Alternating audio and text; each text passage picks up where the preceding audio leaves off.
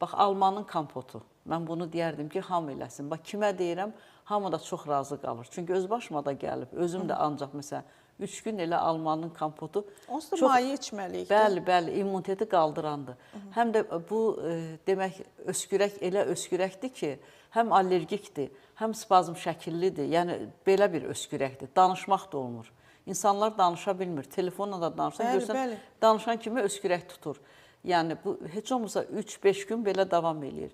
Bax, həmin vaxtda ən yaxşı çayı da hətta içmək olmur. Nə çay içə bilirlər, nə su içə bilirlər. Bax, onda sadəcə alma. Almanı haradasa çoxlu, 5-6 dənə, 1 kilo almanı qabıqlı şəkildə xırda-xırda doğramaq lazımdır. Elə tumu da qarışıq. 1-2 litr qaynar su töküb, çox qaynatmaq lazımdır. 10 dəqiqə, 15 dəqiqə. Və içərisinə şəkər tökmək lazımdır. Ağzın bürürsən, qalır 1-2 saat. Ondan sonra gün ərzində içirsən. İnarsız, bax, öskürəyə də çox qəşəng kömək eləyir.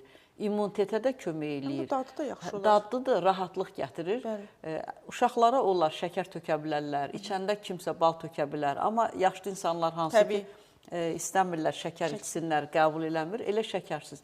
Mən özüm içirdim şəkərsiz. Çox da dadlıdır. Bir də nəyə görə bu belədir? Yəni, bu əbəs yerə deyil alma.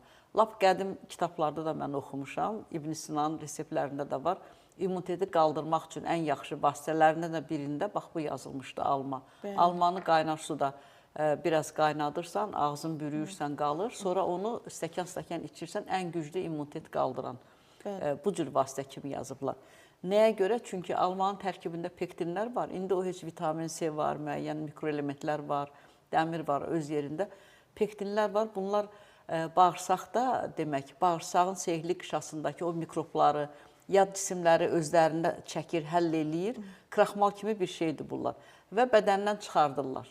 Bağırsağı təmizlədiyinə görə immun hüceyrələrin sayı artır. Yəni, insan bədənində immun hüceyrələrin 70%-ə qədəri bağırsaqlarda istehsal olunur. Ona görə həmişə bütün xəstəliklərə deyirlər immunitetə bağırsaq, bağırsaq, bağırsaq.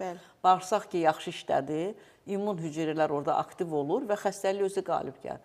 Bax, bu alma kompotunu da içəndə bağırsaqlarda immun hüceyrələrin istehsalı artır, onlar diriləşirlər, aktivləşirlər və xəstəliyə güc gələ bilirlər. Ona görə almanın fərqi var, yoxsa? Fərqi yoxdur. Məsələn, yaşıl alma var, qırmızı alma var. Fərqi yoxdur. Əlbəttə, o belə yaxşı qırmızı almalar daha yaxşı olar. İndi kim də istəyir zövqə görə, yəni bəzilərinə əlavələr eləyirik. Evdə, məsələn, kim əgər buzluqda zoğal saxlayıbsa, yaxşı adamlar var, turş ürəyi istəyəndə, ora biraz zoğal da atmaq olar.